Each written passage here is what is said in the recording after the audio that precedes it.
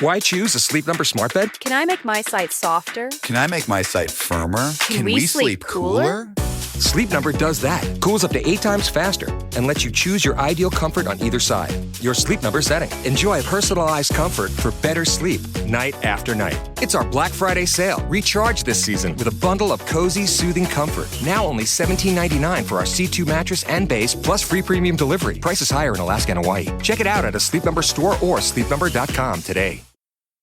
Now, the Hunt Palmer Show. Yes! I feel like I've been waiting for this my entire life. You're listening to the Hunt Palmer Show on 104.5 ESPN Baton Rouge. Jolly good fun. Jolly good. Locking down the middle of the day. America's favorite daytime fun show. Live from the Raising Cane's studio. This is Hunt Palmer.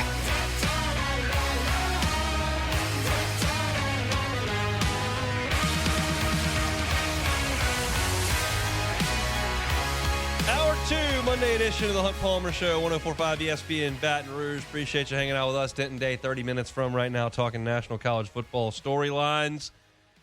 Let's talk SEC football. I had a winning week, Jordan. 3-2. 3-2. No, I mean, look, hold on. Before we do that, I'm going to hit the ding for you. Appreciate it. Oh, never mind. Oh, we don't even have a ding? We do got the ding. It's so lightly used, we don't even know where it is. I had to find it. That's probably, I'm sure you can find the buzzer instantly. Exactly. Let's see. I had the Oklahoma Sooners. They got the cover against Missouri -6.5. I had Charlotte, the 1-9 49ers. Easy cover. That was 44.5. They covered with ease. What was the final of that game? They were, they only lost by 32. That was a 2-touchdown cover.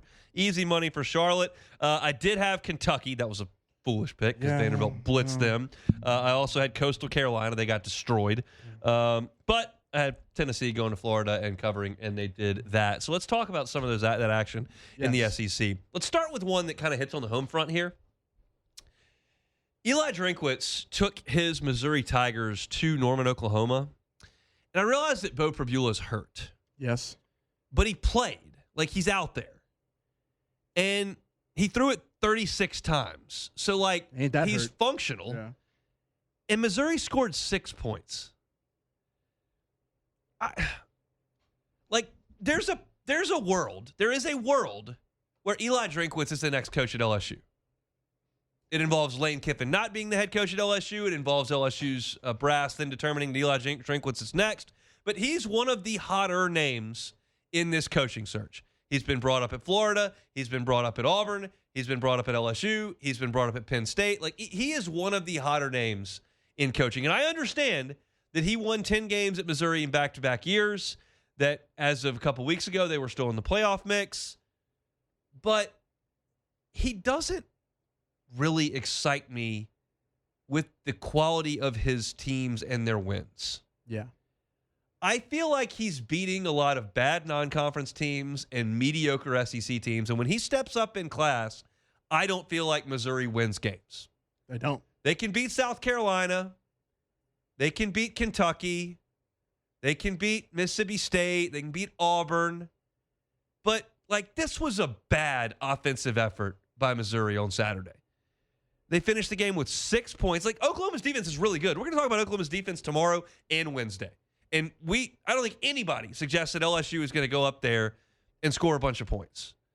But, like, Missouri has the best running back in the country. He goes for 57 yards. Pribula, 20 of 36 with no touchdowns and 2 picks. This is the innovative, bright, up-and-coming mind that's going to lead LSU or Florida or Penn State to great things. I just have my doubts on this. I don't really get it. No, you should have your doubts. I mean, if I'm looking at this correctly, this says he's 1-10 against top 10 opponents through 2025. And I get it. It's at Missouri. Like, it's hard to get elite players at Missouri. They got Luther Burden there.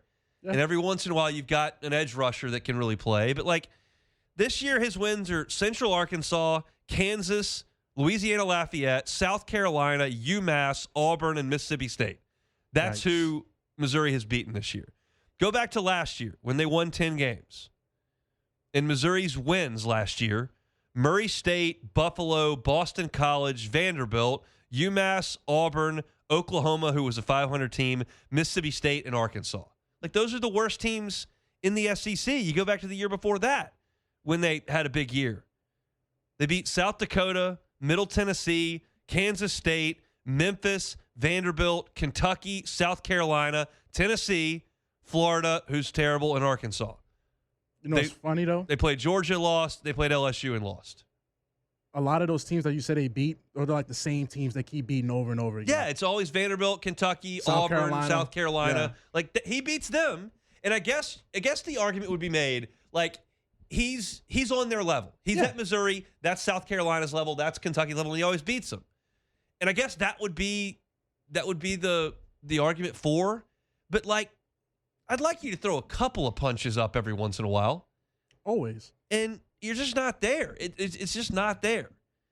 Like, if you look at Lane Kiffin, like, no, he's never won the SEC, never played for the conference championship. Like, no, but he has beaten LSU with Jaden Daniels, the Heisman quarterback. He crushed Georgia last year. Yeah. Like, there are at least some upward punches. I'm not telling you got to beat Georgia every time. I'm not telling you have to win the national championship. But, like, Eli Drinkwitz he's a product of his schedule in Columbia to me. That was it. I couldn't help but think that as I watched that game on Saturday, because I'm looking at it from a local angle. Like, this could be the next guy. I think it's Lane Kiffin. It could be the next guy. I'm just not super impressed. Elsewhere in the SEC, Tennessee wins in the Swamp for the first time since 2003. It has been a quick minute since the Vols did that, and I was teetering on throwing the Q word out there with Florida. I don't use quit a lot. Ooh. But 31-0 at halftime, a couple of weeks after Kentucky just rolled. Now, I know last week they played Ole Miss tight for 3 quarters. I was close to the Q word. Florida State comes out there and beats them by 20. I might label them. Like, I routinely reference 2011 Ole Miss. That team quit. They quit. I'm going to look up their results. But they mailed it in. And I watched it. That was the end of the Houston Nutt era. Okay. And I watched them in Oxford in person when LSU's 2011 team, which was dominant. Yes. But they quit. And let's see what their last few results were. Okay. So they played. This is the final stretch of games for Ole Miss that year. You listening? They played at Kentucky and lost 30-13. Oh, Lord. They played Louisiana Tech and lost 27-7. Wait, lost? Lost 27-7. No. They played LSU and lost 52-3. Sound about right. And then they went to Mississippi State and lost 31-3 at Mississippi State. That team mailed it in. No effort. I'm not pinning that on Florida here, but it's the evidence is damning. Well, you got one more shot against Florida State. You play them tough. You play Florida State and Ole Miss tough in the final 2 weeks. I will absolutely give you credit for that, and I won't dump you in. But getting boat raced by Kentucky and then the way Tennessee just up and down the field, like, that's a tough look there for the Gators. You hit the nail right on the head, though. You said going into it, now Tennessee was gonna do that. I kind of felt that way. Speaking of rolling up and down the field, you check out my man Arch Manning the last few weeks. Hey, some are saying he's cooking. 18 of 30 for 389 and 4 touchdowns. Now, Arkansas is just atrocious on defense. But still, that's playing. And if you watch the highlights of that game or you watched it in real time, like, Arch is making some plays. He's looking athletic. It's like he's a talented dude with a really good coach. And they're just getting there. And I said in early October, like, this guy doesn't have it. Like, I said that. I'm wrong. I was wrong. I'm wrong all the time. But I didn't know what else to say. He played UTEP in September and went 11 for 25 for 114 yards, a touchdown, and a pick against UTEP. Yeah. And at this point, I'm looking up going, this is not very good. But you look at the last few weeks, and it's been against lesser defenses, but you got to start somewhere. He goes for 346 and 3 touchdowns at Mississippi State. Then they played Vanderbilt, 328 yards, 3 touchdowns, no picks. Then at Georgia, not as good, but he did throw for 250 yards. And then against Arkansas, 18 of 30, 389, and 4 touchdowns. Yeah, man. He got some help from a quick slant to start the game, a quick pass to start the game up and down the field. But hey, that happens sometimes when you have good wide receivers. But they got a chance on Saturday. They do. They got a chance. I need them. And I hate Texas, but I hate A&M even more. Well, my goal, I don't want A&M to play for the SEC championship. Yes. I know they're already in the playoff, and I know that they might even get an easier path if they lose and fall to like number 4. Then they'll play, Tulane at home in the first round of the playoffs. But I just don't want them to go to Atlanta. I think it's funny that they've never been. They've been in the league now for 13 years, and they've never been played for the conference championship. So I'm trying to keep them out of there. And if Alabama wins and if Georgia's done. So if Alabama wins against Auburn and Texas beats A&M does not go to the SEC championship. It would be Alabama and Georgia in the SEC championship. So that's what I'm hoping for. Ultimately, it's fighting a losing battle because Texas A&M's got a really good team in there in the college football playoff, and that's really what matters, not the complaining radio host in Baton Rouge. But that's where we are at this point. So that's what I'm looking at. And then the final note that I wanted to talk about in SEC play. Do we need to entertain Diego Pavia for Heisman? You do. You have to at this point. He threw for 484 and 5 touchdowns, and Vanderbilt is now ranked in the top 15. Oh, yeah. See, look, I'm not a Pavia guy. The antics for LSU, rocking in with the shiesty on, with the diamond chains and all that, hitting the Heisman. I'm a big Pavia hater, but you have to give him where credit is due. He has literally brought Vanderbilt out from the ashes and made them an actual, you see Vanderbilt on the schedule, you got to buckle your chin strap. And there's no Cam Newton, there's no Joe Burrow, there's no guy that's just blowing it away. Is Julian Sayin going to win the Heisman? For throwing for a bunch of yards against Purdue? I mean, their 2 losses are at Bama and at Texas. And in the Texas game, he went nuts in the second half and gave him a shot. Now, the Bama game was tough. He tried 2 red zone turnovers, and that's bad. But he was due for that. That was due. Yeah, I mean, he's put up a ton of offense, and Vanderbilt, if they win in Knoxville, will be 10-2 in the playoffs, and he's their heart and soul. I think it's a possibility. And right now, you can still get decent odds. So if there's a possibility that Julian Sayin throws a couple of picks against Michigan on Saturday, yeah. If Marcel Reed loses to Texas, which he should be getting more love than he is anyway. Very true. But Jeremiah Love, maybe. But Pavia's maybe worth a sprinkle if you can get good odds right now, because nobody's really grabbing it by the throat. And if he goes into Knoxville with Vanderbilt and puts a statement right there at the end, I feel like there's a chance, especially coming off a 500-yard game that he just had against Kentucky. So that's my other take here on SEC football. That's a look at the Cupcake Weekend in the Southeastern Conference. Denton Day, we'll discuss all that coming up in 15 minutes. We'll be back with more of the Hunt Palmer Show. The Hunt Palmer Show. Genesis of Baton Rouge. GenesisofBatonRouge.com is the website. Every car that's on the lot is online at GenesisofBatonRouge.com. How about America's best warranty? It's industry leading. New purchase at Genesis of Baton Rouge. You get powertrain warranty, 10 years, 100,000 miles. You get a new vehicle limited warranty, which is 5 years, 60,000 miles, bumper to bumper. It's incredible peace of mind if you've got that to drive around with for 5 years. You've got the enhanced 24/7 roadside assistance, 5 years, unlimited miles. Wherever you go, they'll be there for you. And, of course, you got your complimentary, that's a big word, scheduled maintenance. You don't pay a cent. You don't lift a finger. They'll come to you. They'll valet that car right back, get your maintenance done, bring it back to you. No one likes to deal with maintenance on a vehicle. You don't have to. If you hang out with the folks at Genesis of Baton Rouge and make a purchase there. If you're in the market for a new vehicle in Baton Rouge, you're probably on Airline Highway anyway. Just go away and see them there at Airline at Pico. It's Genesis of Baton Rouge, online at GenesisofBatonRouge.com. You're listening to The Hunt Palmer Show on 104.5 ESPN, Baton Rouge.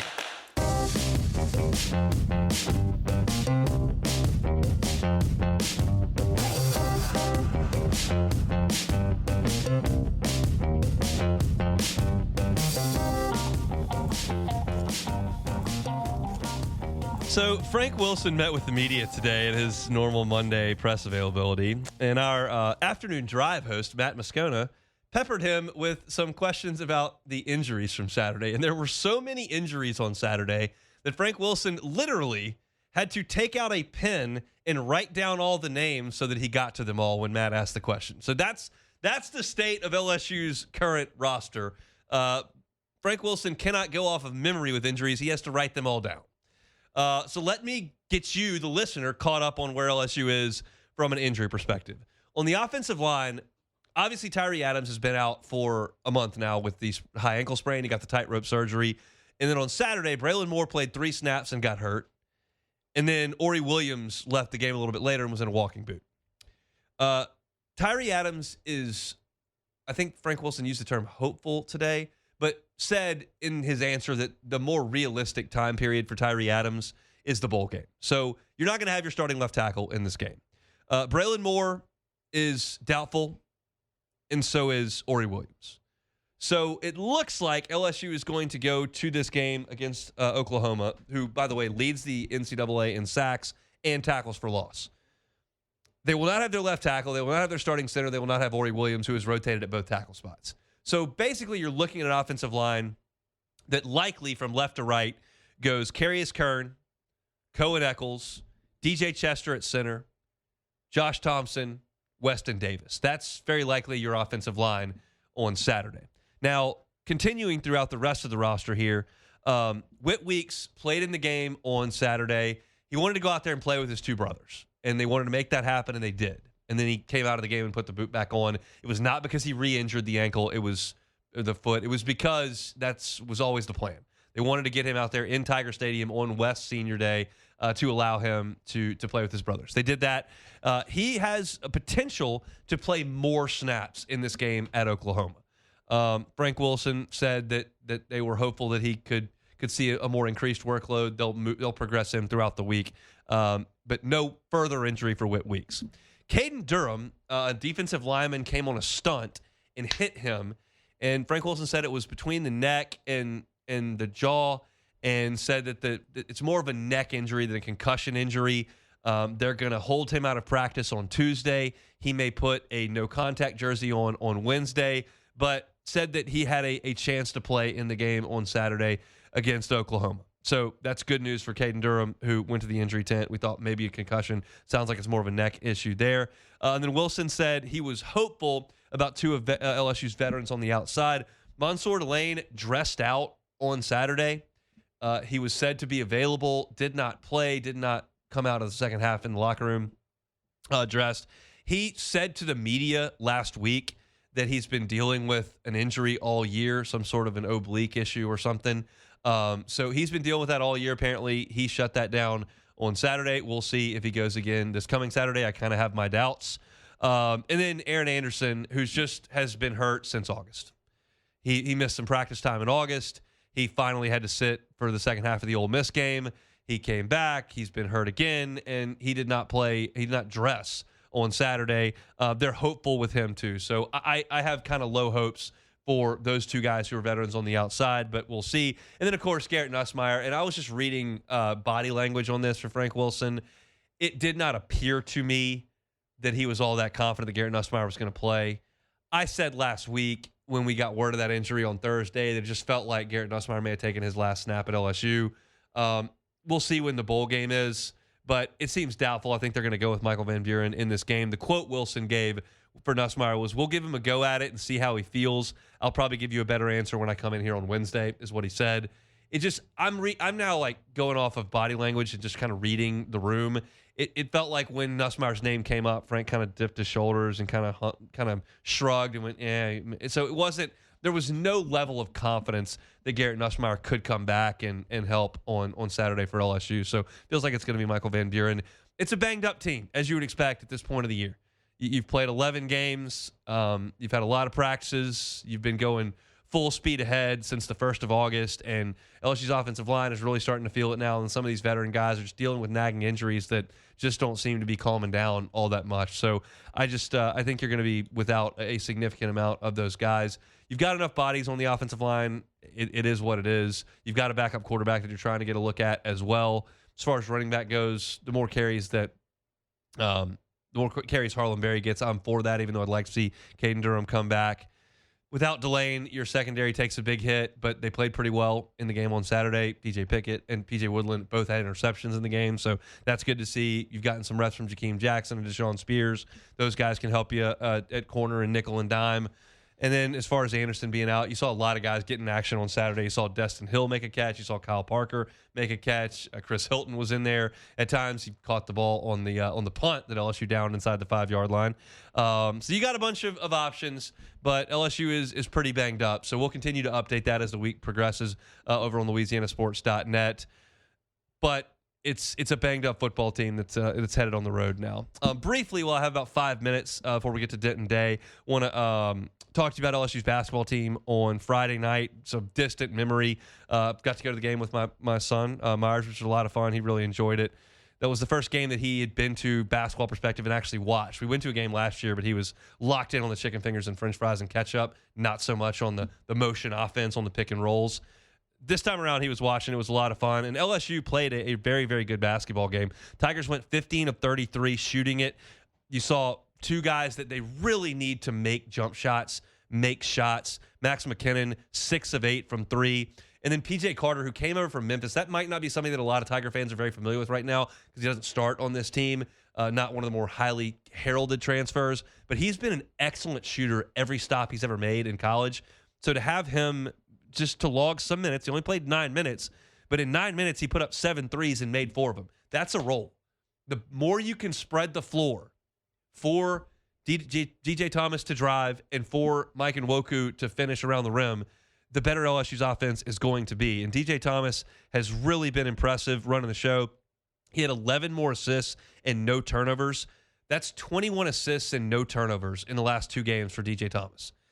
This is a difference maker that LSU has not had. And I'm not here to sing the praises of Omaha's basketball team. They're 2-4. I've said every game they've played, every game LSU's played, I have said this is bad competition. I'm not overreacting. But the evidence on DJ Thomas is becoming greater and greater. He is running the show. He is distributing. He's getting 8, 9, 10 assists every single night. And that's going to be an identity of this team.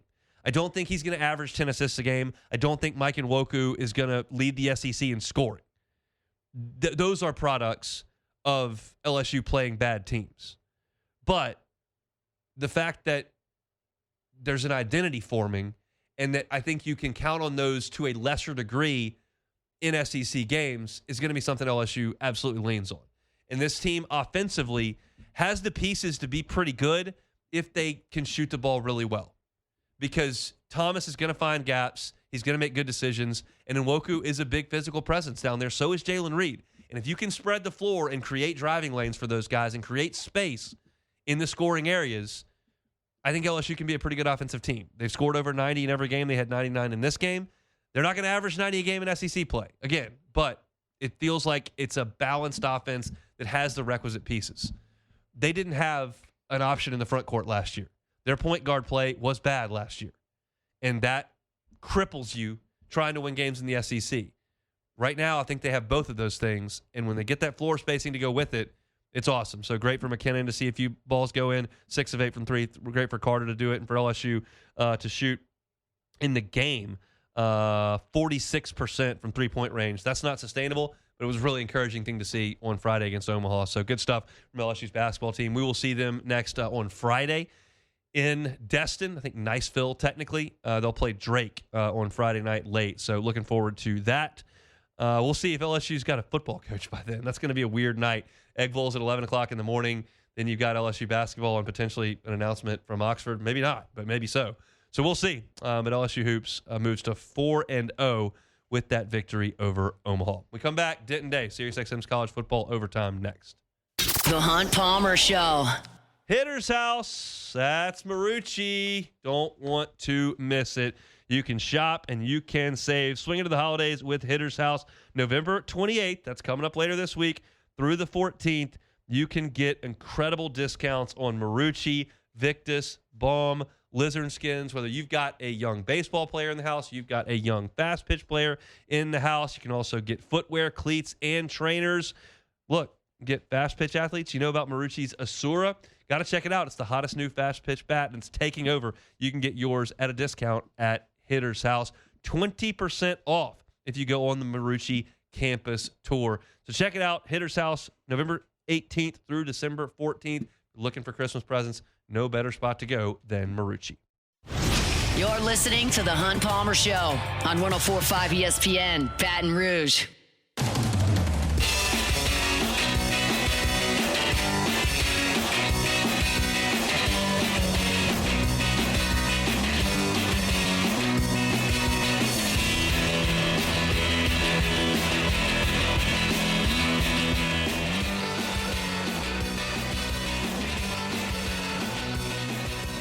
Chugging along here on this Monday. Appreciate you spending time with us here on 104.5 ESPN Baton Rouge. This time of the week, we always chat with our guy Denton Day, SiriusXM's college football overtime on the news of the week. We join him now on the Jim's Firearm Sightline. Denton, how are you, sir?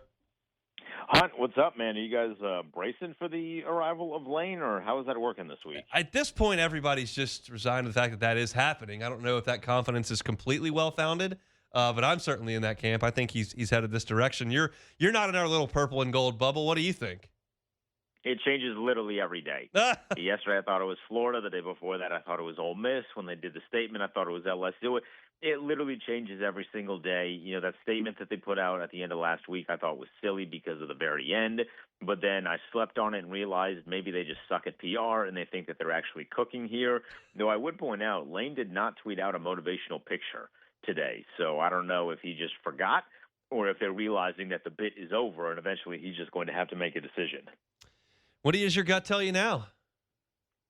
Gut says LSU. Yeah. That just seems like the best option for him if he hasn't signed the contract, because I don't have any doubt, Hunt, that a contract from Ole Miss has been pushed across the table and said, we have this deal ready for you when you want to sign it, if you want to sign it, then that decision just hasn't been made.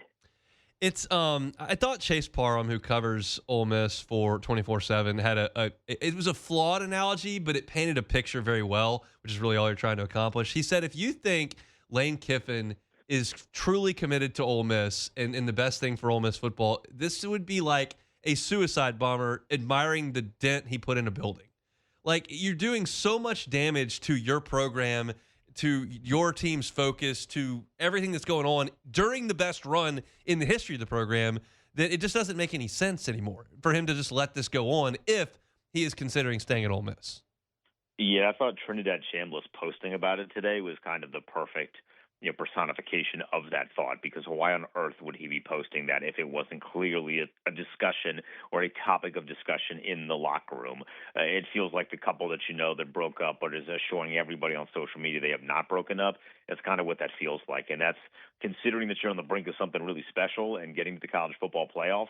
For the first time in the program's history, this is not the kind of discussions that you want to have circulating your program, especially because Mississippi State's not a powerhouse by any stretch, no. But this is not the same old Mississippi State. Like, they have had a good year, so that's very much a stumbling block potentially for Ole Miss. No doubt. We'll see you. The eyes of the country will be watching that one on Friday morning at 11 our time. Let's go back to what we saw over the weekend. We knew this was coming. We knew it was coming, but it's here. Like, Notre Dame is playing pretty good, and we know what they were in September. Like, what's your read on the Irish? Are they a threat? I think they are, because their running back is really good. He's awesome. I don't know that C.J. Carr is enough of a dynamic passer at this point in his college career to be a legitimate threat, but they have a playmaker in Jeremiah Love, and I think the biggest difference between a guy like Jeremiah Love in his situation now and Ashton Genty in his situation last year is that a running back is not going to win you a football game when you are at a Group of 5 school, where I know Notre Dame's not a Power 4, but they effectively are grouped in with a Power 4. Yeah. They have enough talent around him on offense and defense to at least make up for some of the lapses. So I do think he is capable of leading the team. The Hunt Palmer Show. To potentially, win a game or two. Apologies for that, but that's all right. Let's keep chugging along. Look, I surprised that Pitt just absolutely smoked Georgia Tech on Saturday. Yes, because I kind of thought Georgia Tech was good, man, and they looked good at the beginning of the season, and I don't know what has happened in terms of the focus, but it has felt like there's a little bit of a cloud over the head of Georgia Tech, and I can't point to exactly why that is, because their quarterback is still healthy. They're just not executing, and they've gotten out-physicaled. And getting out-physicaled by Pitt is maybe not like a massive deal because, Pitt is, if nothing else, a good team. But the fact they Cold got and flu season is coming, but you can be ready 5 at GoFlow minutes IV after Spa. they got Boost your immunity with outplayed vitamin-rich by IV drips that help your body fight off whatever's going around. Hold on. We got magic buttons flying around. Can you hear that, Denton? I can't hear that. I was just powering through I know, like a professional. we got magic buttons over there that happened, but I appreciate it. But let's keep things rolling. Hopefully, it won't happen again. Oregon beats USC 42-27. They're 10-1. Dan Lanning's popping off about the SEC in a post game, which didn't make a lot of sense to me. But how good's Oregon?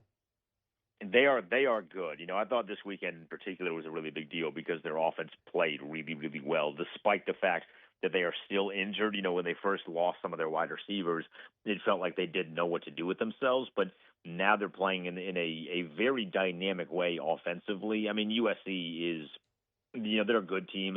I think they'd be in playoff contention had they not have lost to Illinois at the beginning of the year. I mean, that was just a backbreaker of a loss. But I think Oregon is a good team. They're like right on the outside of the teams that I would consider to be real threats in the college football playoff. But I think their offense is dynamic enough, especially if they start to get healthy, because they'll be off for, after this weekend, all things considered. If Indiana and Ohio State take care of business, they'll be off for a couple of weeks, which will allow their guys to Corian Moore and Gary Bryant Jr. to hopefully get back and healthy. All right, let's talk about some of the rivalry games this weekend with high stakes. Texas A&M trying to finish off a 12-0 season in Austin against an Arch Manning-led team and starting to play some pretty good offensive football. You give the Horns a shot?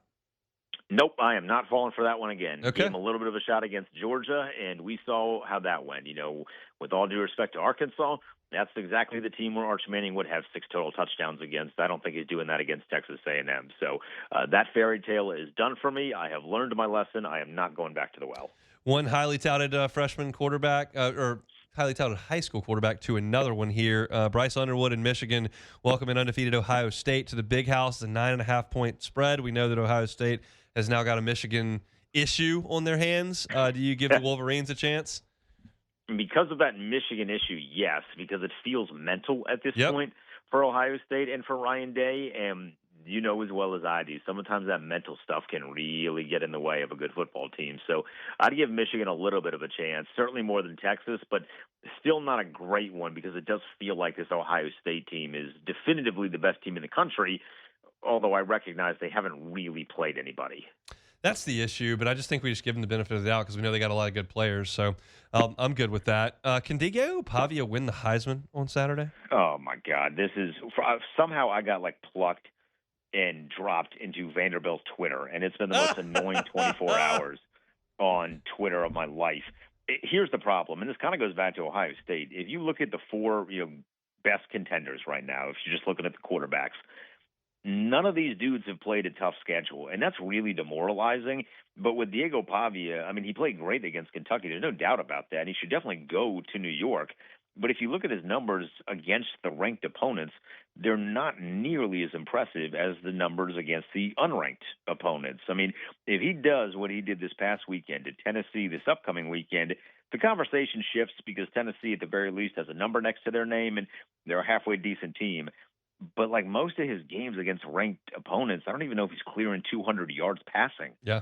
And you got to throw the ball around the yard a little bit. So the story, I guess, is there, although the comparisons to Johnny Manziel, I think people need to revisit Johnny Manziel's career and realize that he beat Alabama, which Diego Pavia did last year, but not this year. In fact, they did not play a good second half in that one this year. I think he's a fun story, but I'm not riding him for the Heisman Trophy. All right, let's talk about this because I did a segment on this at the top of my hour because there's some buzz around Eli Drinkwitz at a lot of places, including LSU, depending on what the Kiffin result is. And I rattled off the teams that Missouri has beaten the last 3 seasons, where they won 11 games, 10 games, and then 8 games this year so far.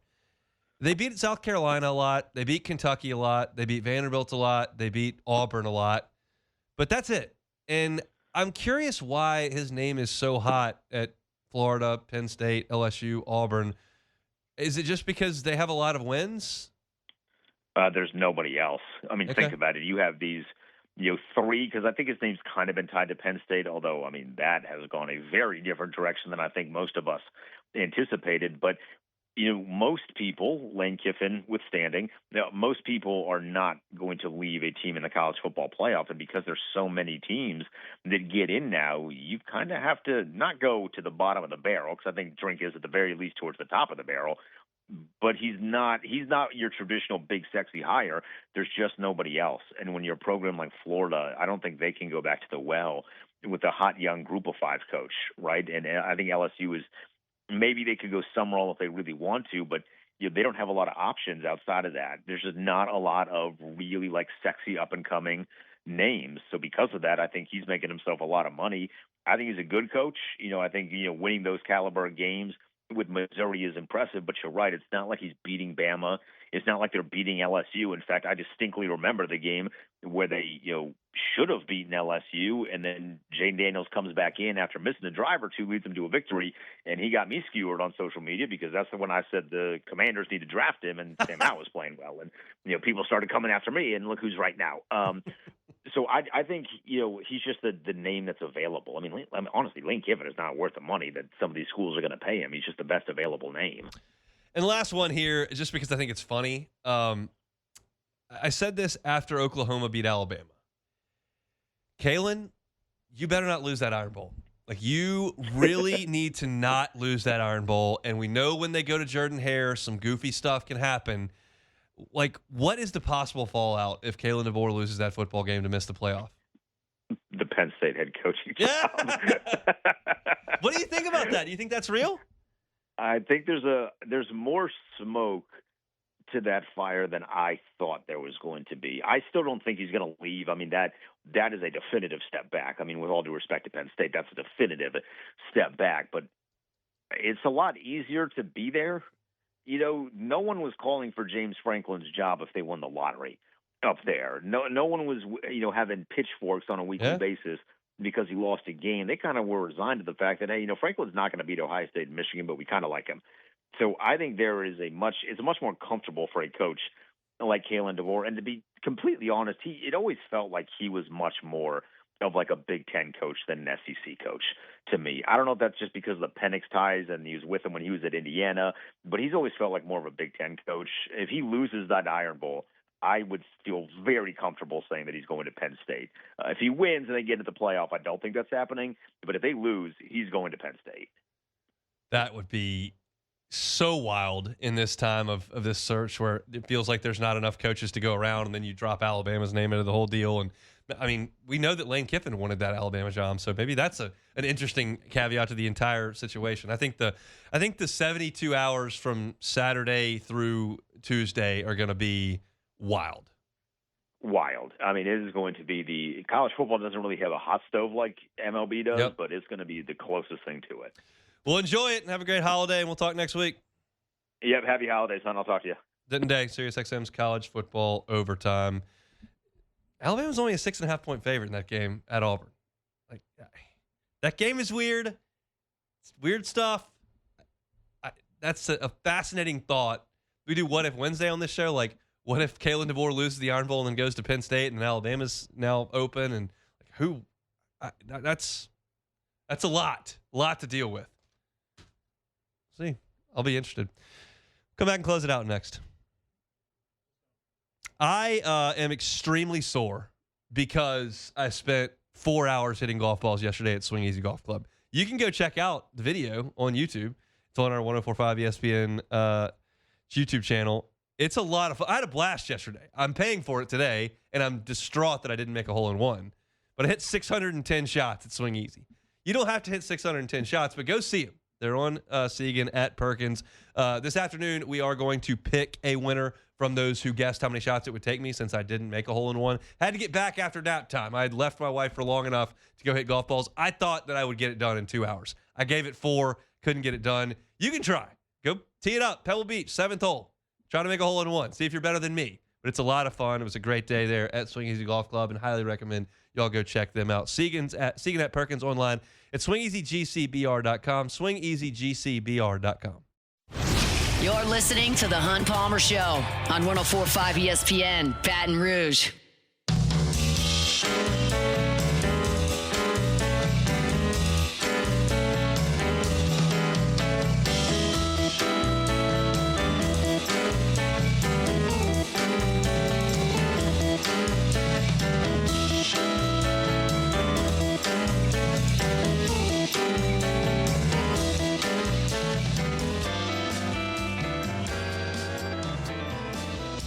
wrapping things up here on this Monday. Been a fast-moving show. Just like time is just it's all jumbled right now with the holidays and the Kiffin situation. Like that football game was so bizarre on Saturday night because it was so boring. Like it's been a weird 2 weeks. It really has. And we thought this November was going to be one where we were looking at playoff brackets and matchups, championships, and all of a sudden we're in the middle of lawsuits, buyouts, and coaching searches. It's never a dull moment, but it's been a wild 2 weeks, and I don't think it's going to slow down this week.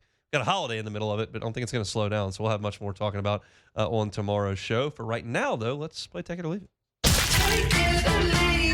Take it or leave it. Take it or leave it. Presented to you by Flight by Yingling, the next generation of light beer, crafted by America's oldest brewery. Today's hottest stories in sports, news, and sometimes even Hunt's life. The question is, will he take them or leave them? Flight by Yingling, delicious, delicious light beer. It will not guarantee you a hole-in-one on a golf simulator because I had a couple yesterday at Swing Easy Golf Club, but didn't make a hole-in-one. But the flights were delicious. And if you're looking for a cold pop on this holiday weekend, how about Flight by Yingling? It's the next generation of light beer. Okay, let's keep it in the SEC. So Georgia's, I don't know how I want to start this. Okay, let's go. Kirby Smart dismissed backup offensive lineman Nair Daniels on Monday, a day after his arrest after allegedly driving more than 150 miles an hour while attempting to, you shouldn't be surprised at Georgia, while attempting to flee police in Commerce, Georgia. Is Kirby still recruiting NASCAR drivers? Take it or leave it. Take it. I mean, I'll take it. Guys, let's just not do it. I mean, we got significant issues at UAB over the weekend. Like, I think everybody's okay, so we can bring it up. But, like, the stabbing? We're stabbing two teammates over breakfast? Yeah. Can we just not do that? Can we not go 150 miles an hour away from the police? Like, let's not do that. I mean, but again, it's an amazing coincidence that Georgia just continues to happen. You're taking the words right out of my mouth. Honestly, it's kind of like an initiation process. Like, you have to do this to get accepted onto the Georgia's football program. So let's start it off with another Kelly. Chip Kelly was fired from the Raiders as the highest-paid offensive coordinator in NFL. Even though Brian Kelly is not his brother, are the Kelly brothers the worst coaching duo in the, I guess you could say, professional sports? Take it or leave it. I'm going to leave it. They've won some games, but not a good year for the Kellys. Let me just put the cards on the table. I didn't know Chip Kelly was the offensive coordinator of the Raiders. I know that he was at Ohio State last year and he left. I didn't know it was at the Raiders. I can't keep up. Well, the Raiders been bad, so that's... I'm not watching a lot of Raiders football. I can promise you that. I don't have any Raiders on the field. Oh, I do have Brock Bowers. Hopefully the new coordinator throws it to Brock Bowers some. I'm no longer trying to make the playoffs. I'm trying to avoid being the worst team in the league, so I have to buy the food at the draft next year. So I need Brock Bowers to get some more points. How many games are you away from being the worst team, or where you at? Last. Oh, my. No, I'm in second to last. Okay, what's the record of the last guy? I think so. We have two games every week. You have your head-to-head, and then the top 5 teams in the league get a win, and the bottom 5 get a loss. So you have 2 results every week, and I think he's 1 or 2 behind. Okay. So it's not good. Yeah. I'm in jeopardy. I'll tell you this. I know this for sure. I have the fewest points in the league. Ooh, you got to lock in. Brock Bowers, get points. Okay. New offensive coordinator in Vegas. Make it happen. Hey, you never know. Okay, so let's start off with something a little historical. Myles Garrett has now recorded 18 sacks in 11 games. That means he is just 5 sacks away from setting the NFL's all-time single-season sack record with 6 games left on Cleveland's schedule. Michael Strahan currently has a record at 22.5. Is Myles Garrett the new sack leader? Take it or leave it? I'll take it. I think he can get there. I don't know who they're playing. I'll take it. If he can get one of the quarterbacks to fall down right in front of him at the last sack, that would help a lot. That was it was a bad acting job, is what it was. Yeah. When Favre did that. Yeah, I mean, you can make it more believable than that. Hey, man, you got to protect yourself out there. Michael Strahan was coming with bad intentions. He took a dive. Hey, look. If you see Myles Garrett, I know you're a Bengals fan. I know you've seen that clip of like Myles Garrett right up the A-gap, and Joe Burrow was like, "Oh my God," and he just smokes Joe Burrow. Sometimes protect yourself, man. Protect yourself. What do you think is worse for the body? 1 shot from Myles Garrett through the A-gap, or 610 swings at Swing Easy Golf Club? Like, what would make you feel worse the next day? Bro, these are bad choices. 600 shots is a lot of shots, but getting hit by a behemoth is. So Matt Moscona came in. This morning. He goes, "You played like the equivalent of like 6 rounds of golf," and I was like, "Well, technically, like 610 shots. If you shot 100, that would be 6 rounds. But like 50 of those shots are putts. Yeah. And that doesn't take any this was all full swings. Full swing. Just so this was the everything in it. equivalent of basically 8-10 rounds of golf. See, look, you should have got into a nice Epsom salt bath after that. You're you need to just kick your feet up. I'm more surprised you're not in a wheelchair right now. I would have been hurt. My arms are not feeling good. It's just I got to go run after this, and I'm not really looking forward to that either. I did not run this morning. I did take the morning off. I wrote my story this morning. I did not run, but I will go run when I get home. But the arms are not feeling great. I can imagine, man. 600 shots is crazy. It was a lot. None of them went in the hole. That's it for a ticket. Presented by Flight by Yingling, the next generation of light beer. Jay Johnson met with the media today. It was right before my show. Well, actually, during the first segment of my show. So we'll get some of that sound. We'll talk about it tomorrow. I'm going to try to get Coach Johnson on Wednesday's show. Maybe a few of y'all traveling, so we might get a bit. They've concluded fall ball, so I want to get a catch up with Jay here moving forward. And Matt McMahon meets with the media tomorrow before they head to Destin. So plenty going on that front. Also, LSU plays Oklahoma this week, and we'll certainly talk about that as we move forward in the week as well. Missed any of today's show, catch it on demand wherever you find your sound. Hunt on LSU is our LSU channel on YouTube. Hunt on Saints is our Saints channel on YouTube. You can subscribe to those to get your preferred content. Matt's about to drive you home on After Further Review. We will see you tomorrow for a Tuesday edition of the Hunt Palmer Show on 104.5 ESPN, Baton Rouge. The Hunt Palmer Show.